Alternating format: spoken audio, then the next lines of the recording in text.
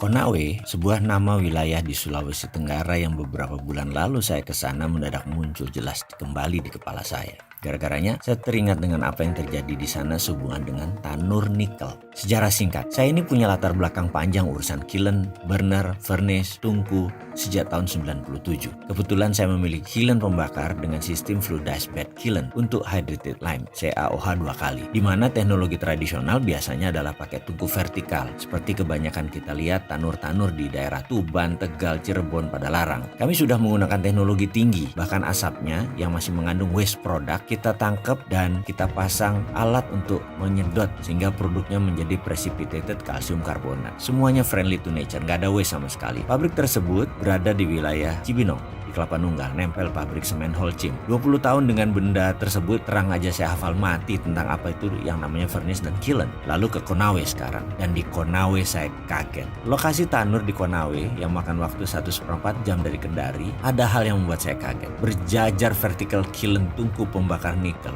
atau nickel smelter. Ada kali 50-an. Tingginya rata-rata mungkin 18 meter. Tinggi sekali. Asli saya kaget. Pertanyaan saya, mengapa pakai tanur furnace vertikal ya? Ini kan barang teknologi lama. Apa mungkin karena murah? Atau karena cepat pengerjaannya? Atau karena low teknologi? Walaupun merusak lingkungan, gampang ngontrolnya. PLC, programmable logic controlnya kan sederhana. Semuanya panel. Tidak perlu komputer IT yang canggih. Itu dugaan saya sebelum saya masuk ke dalam lokasi pabrik tersebut. Saya akhirnya masuk ke dalam. Pertama saya melihat struktur besi terpasang di sana dan tungkunya. Saya menatap tajam semua struktur dan mulai Jawa Timuran saya keluar. Ancuk rek, makian saya keluar dalam hati nih ya. Bawaan saya waktu itu mau perang aja. Rasanya wis arep tak tantang carok iki sing duwe. Asli gondong pol, saya bilang gitu. Asli saya ngamuk walaupun dalam hati. Bener deh. Kalau ada celurit saya tak tantang iku orang asing sing wet dan tenan itu. Tapi saya masih tahan. Lalu saya berkunjung ke ruangan PLC room. Ya kelihatannya bagus dan baru, tapi saya tahu semua ini bungkusan tok. Ini barang bekas. Tahu kenapa saya gerendeng? Ini namanya ekspor debt atau mengekspor hutang, atau Indonesia mengimpor hutang. Di sono negara yang kita ambil, mereka yang mengekspor hutang. Mungkin saya salah, tapi sesama bajingan ekonomi, jangan anggap remeh si Sontoloyo ini. Insting saya jalan. Ini kita import debt, mengimpor hutang. Saya ini bajingan ekonomi, tapi yang saya makan bukan negara sendiri, negara orang. Begini ceritanya, kisah nyata ini. Dulu saya memiliki pabrik di Pasuruan, hutang bank.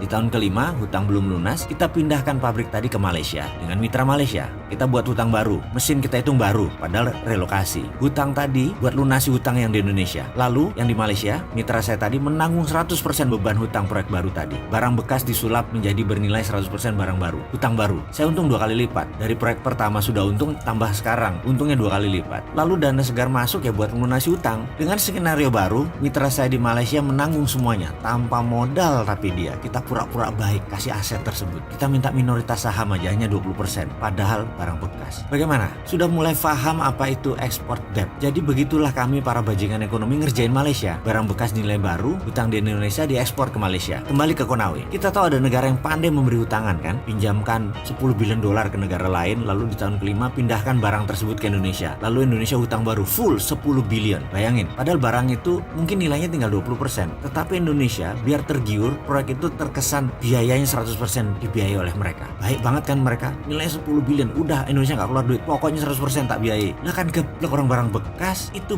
bisnis untung di muka mereka itu. 8 billion ditambah hutang mereka yang kemarin lunas. Ada lagi, bunga mereka 5%, lalu dikasih bunga ke kita 7%. Mereka untung dari bunga aja 2%. Jadi untung dagangnya bolak-balik.